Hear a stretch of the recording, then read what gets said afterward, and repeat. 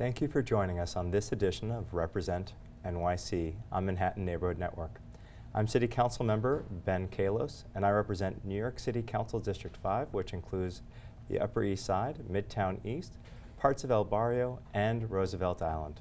Today I'm joined by activists who have been deeply involved in one of the most important issues in our community, the fight against the 91st Street Marine Transfer Station.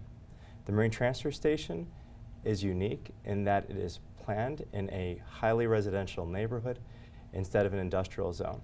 The station is being built in the midst of a playground where 30,000 children, a public housing development with 1,173 units, and within feet of 16 schools. It's also reflective of a model of handling waste that is outdated and harmful. The city's plans to put these garbage transfer stations in communities rather than working to reduce our trash and build an environmentally sustainable city across the city, communities have come together to say this is simply not a good way to dispose of our trash. My guests today are Regine LaCourt, a resident of Stanley Isaacs and Holmes Tower, a NYCHA development in my district, and a community activist, Kelly Nimmo-Gunther, the president of Pledge to Protect, a community group leading the fight against the Marine Transfer Station, and a leading advocate for a more sustainable city, and Milagros Velasquez, the vice president of NYCHA Holmes Town's Tenants Association. Thank you for joining me today. I'd love to learn a little bit about how each of you got involved in the fight against this Marine Transfer Station. Well, I guess I'll start because the three of us have been working together for quite some time. So I'm a mom, and I have daughters who play at a facility, Asphalt Green. For the viewers who don't know, Asphalt Green is a sports recreation facility located right next to where this marine transfer station or garbage dump will be located, with playgrounds, swimming pools, and as you said, over 34,000 kids who play. And my children are two of those children. So I became aware of the issue, and as a mom, I decided I needed to become more knowledgeable about the issue. And what I've discovered and learned is we have a very dangerous situation, not only for this community, but for all of New Yorkers. So that's how I became involved, and I started the organization Pledge to Protect. Thank you so very much. And Regine? I got involved at a community event that was going on in regards to Pledge to Protect. They were having an outreach to try to get the Yorkville community neighbors informed about the Marine Transfer Station and the hazards that it will cause to the neighborhood. And when I heard, about, how severe it was going to be, I had to get involved as a mother of 3 girls who live in the community, and also one who's not well. My health is not well. I'm not a well person. So I just knew that it would be the right thing for me to do, was to join the Pledge to Protect, the organization, so that I can try to use my voice as well to speak out to the people in my development and to people around and let them know that this is just not a right thing that the city is doing. Thank you. And Milagros? Hi. Well, I met Kelly at a gathering of community leaders and concerned people in the neighborhood, and she had came to me with the idea of Pledge to Protect and how NYCHA, New York City housing residents from Holmes Towers would respond to that, and we jumped on board, and ever since then we've been fighting the good fight against this marine transfer station. We were there day one together. Yeah. We announced it day one together. Yeah.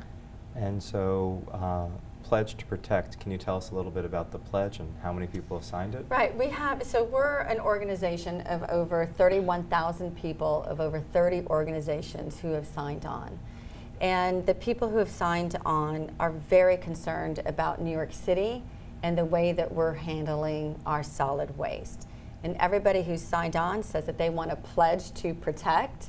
They're pledging to protect the people in New York City who are directly impacted by the way that we do this in an archaic system. And they're pledging to protect, to stand up and unite our voices, to learn and help with the city in developing new solutions for more sustainable, cost-effective solutions. And so far, what has been the effect of your movement? You know, Pledge to Protect has been great. As we said, we've joined so many people, and we've made this a fight that New York City is listening to, that we're meeting with the mayor, we're meeting with his administration, and what we've clearly been able to do and outline in a report that we have called Talking Trash, and it can be seen on our website at pledgetoprotectnyc.org. In Talking Trash, what we really uncover are the true facts about the solid waste. The solid waste management plan that's been put together was originally started in 2002, approved in 2006. We're in 2014. Yeah. It is an archaic system. It deals primarily with how to move the waste around and not with a reduction of waste. Laudable goals. We like the goals that we need to reduce the harm to communities that have been overburdened to date. But what's happening is they're not getting any relief and benefit. But what we're doing is we're creating new harms on new communities at an astronomical cost to taxpayers.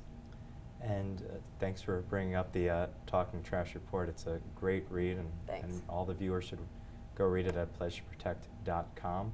It has a lot of facts and figures. What did the report show about the impact of this 91st Marine Transfer Station on those overburdened communities? Well, where it certainly has come out, and would love my friends here, my colleagues, to jump in, but what really has been pointed out is that we have health issues, we have safety, we have even Hurricane Sandy has been a major impact, the cost to taxpayers.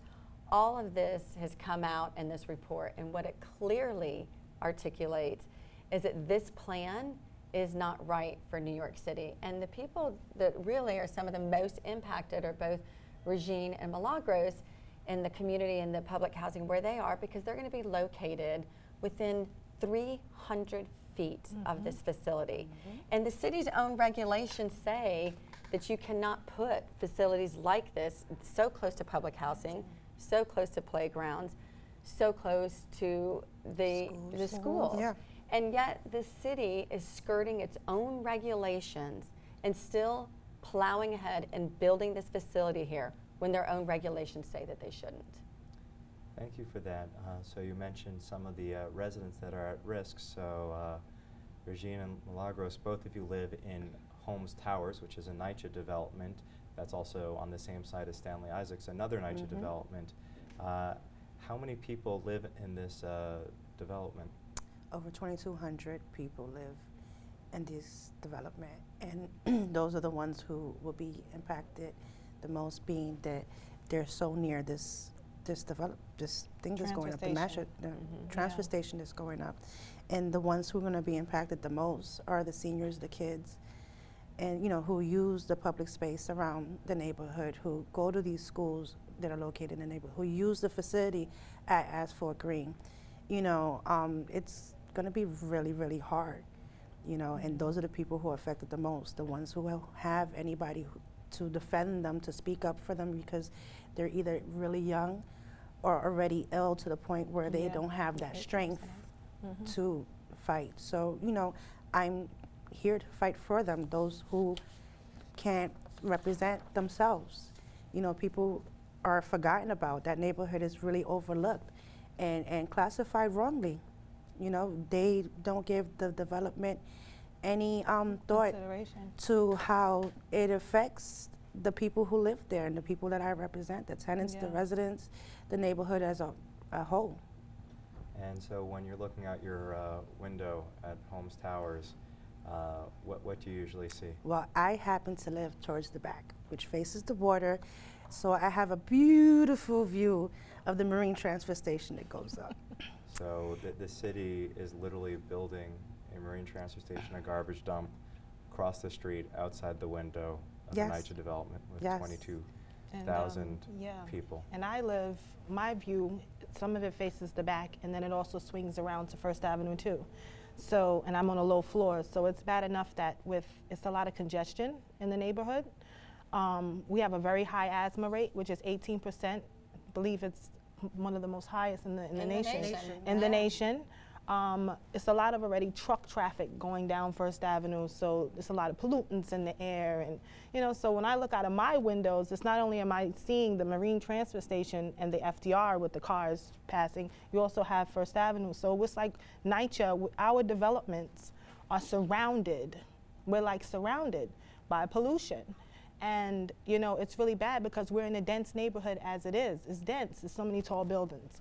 This is not the right place to put something like this at all. They really need to take consideration of the people, the residents, someone like myself that's ill, you know. I have a very complex heart condition, so my breathing issues are off. You know, it's the carcinogens that the garbage trucks will give off. It will harm us even more, you know. It's dangerous. It's just dangerous. And what we know about that, what we've learned too, and it's part of the Talking Trash report, is that, as Milagros said as well, the kids and the seniors are the most vulnerable. And we have so many. These trucks, both in building, constructing the site, and in operating, give off particulate matter pollution at 2.5. Yeah. We know that is a carcinogen, and we know that kids who exercise, and which they're doing at this facility, Asphalt Green, so the kids that exercise are breathing faster normally because they're kids, they're breathing even faster because they're exercising, and they're breathing in this particulate matter at 2.5 that does not come out of the lungs. So we are putting these kids not only in danger of these pollutants for lifelong acute illness, we're also putting them in danger because of the safety. We have up to 500 trucks operating at capacity. Up to 500 trucks will be entering this facility right in between a field where they play, a playground, and a swimming pool, and compete with these kids who have to cross this ramp. Nowhere in New York City, nowhere in the nation, and I would beg to say nowhere in the world, I'd be interested to see that you see a facility, an industrialized facility like this, competing with this many people. There's over 1 million visits a year at this facility, and that's right there at that spot, competing with up to 500 trucks. We all know that garbage trucks have blind spots. There's kids here. God forbid a child gets hit. What are you going to say to a parent? And I think that's one of the items that all of us are fighting against, making sure that our kids can be safe. And so whose kids are these? How many of them, and where are they coming from that are playing here at Asphalt Green? Well, that's a great question. I mean, the kids come from all everywhere. 5 boroughs. So when we talked about the facility of Asphalt Green, it's a phenomenal facility, and they serve all kids in all 5 boroughs. My kids are there too. They're there too, so they have to cross the street. It's horrible. And it's 30,000 plus children, and they do recess enhancement, and in fact they even trained Leah Neal, who won a bronze medal. She's right out of Brooklyn. She did a long commute to train every day, and that's where we train Olympians to represent America before the world. And you're right, this is like nowhere else in the world or anywhere else in New York City. And in fact, you led a tour, Pledge to Protect led a tour of waste transfer stations all across New York City. And we have a video of that tour that we'd like to show to our viewers today. So please enjoy.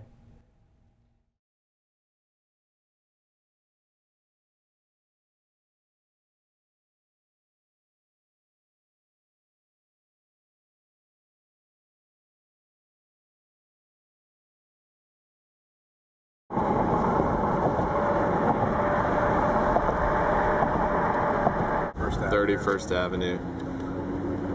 This is Con Edison on the right. And up ahead you can see the sanitation trucks. There it is, Department of Sanitation.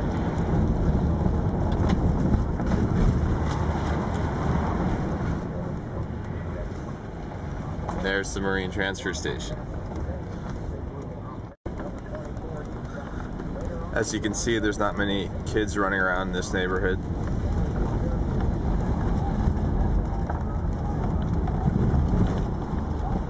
This is a bit bigger than the unit sitting on Asphalt Green right now. And I'm being facetious. We're now 1/4 of a mile away from the site in College Point. As you can see, there are no residential buildings around here, no playgrounds. This is an industrial area.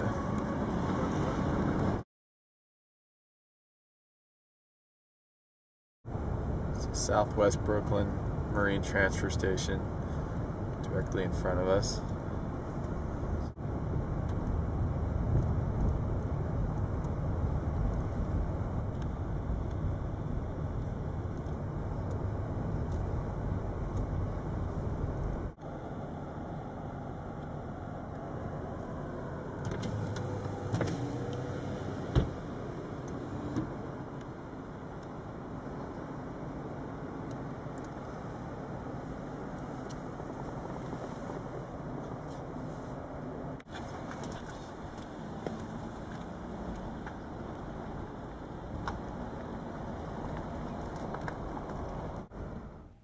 And having just seen this video, can you tell us a little bit about why this site is like nowhere else in the city?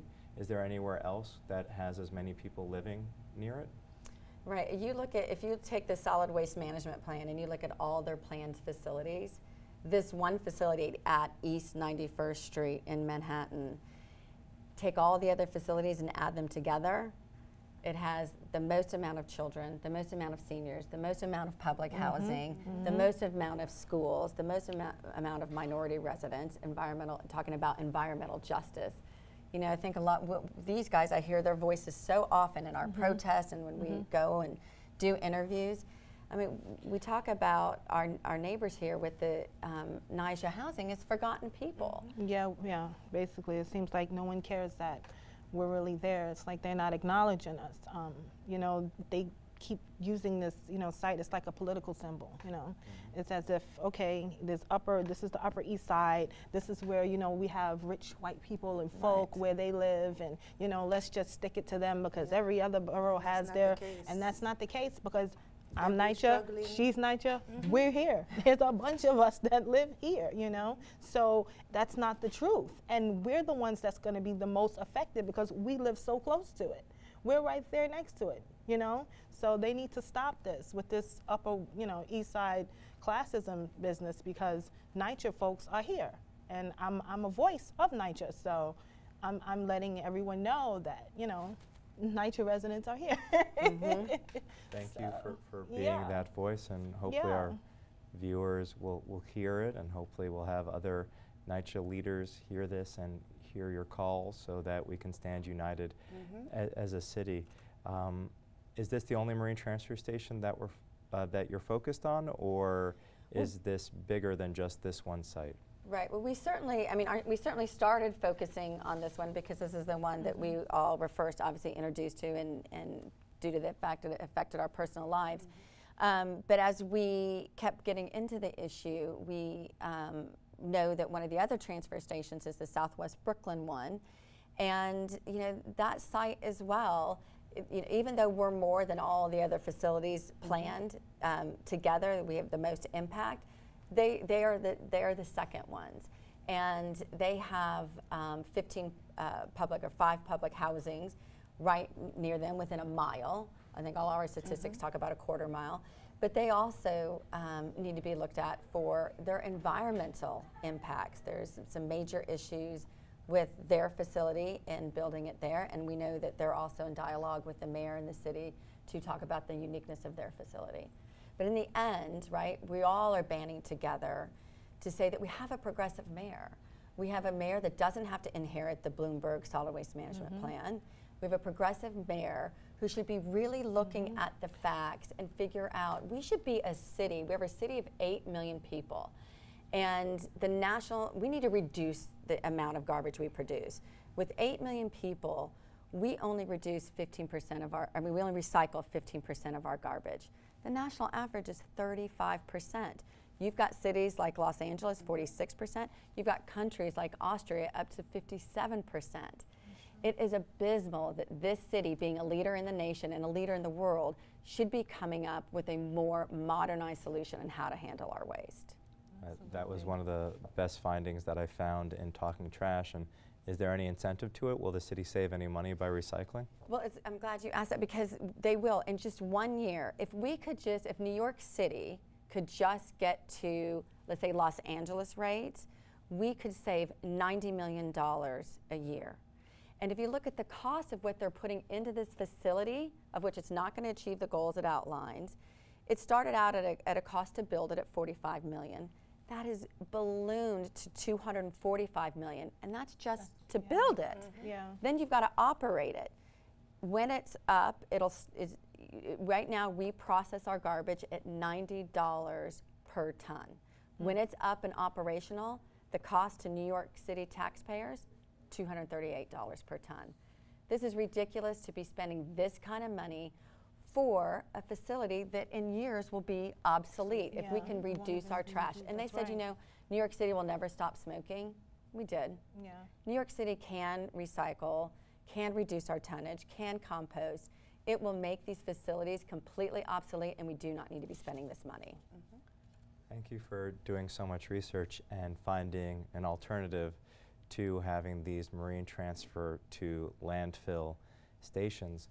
And in terms of all the money that they want to spend here, we just had Sandy, and if you can tell us a little bit about the flooding and what happened in this neighborhood where they're going to put this marine transfer station. Well, it just so happens to be, since my window faces the back, I actually saw the river coming up onto the FDR, There was no kissing Yeah. the back door. You know, my building was lucky enough not to be as harmed as the surrounding buildings in the development, where people had no elevators. These developments are at least 25 floors high. No electricity, no water, you know, and it was for a few days, if not a week. So people had to live that way, and it was really, really scary.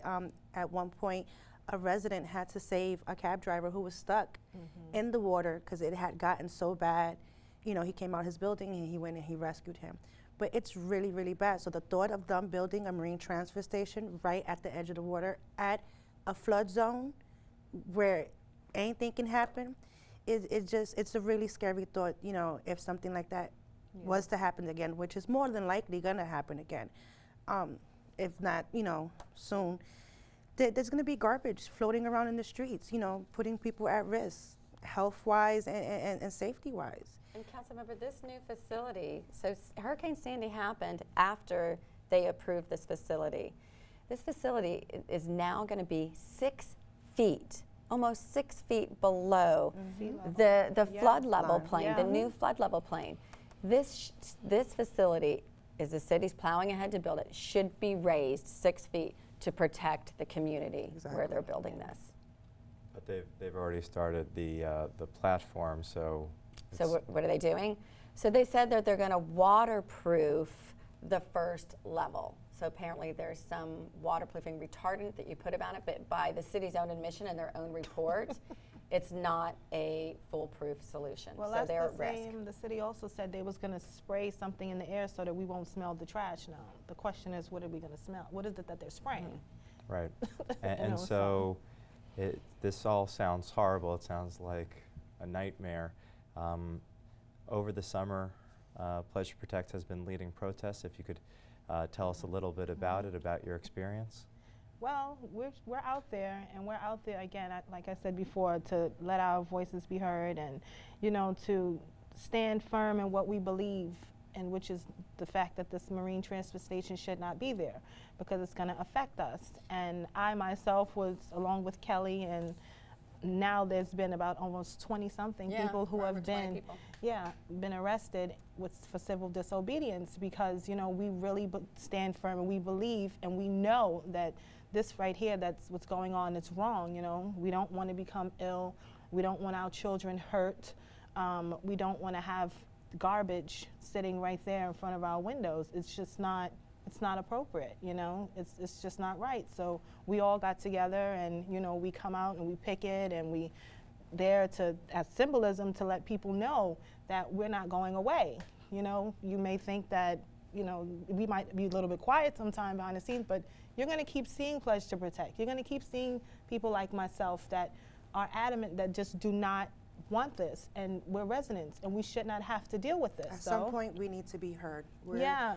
you know, voices of a group of people who Right. have been overlooked and forgotten. Right, right. Thank you so very much for exercising your First Amendment rights to free speech, and thank you for making the ultimate sacrifice of your freedom and having to engage in civil disobedience and being arrested.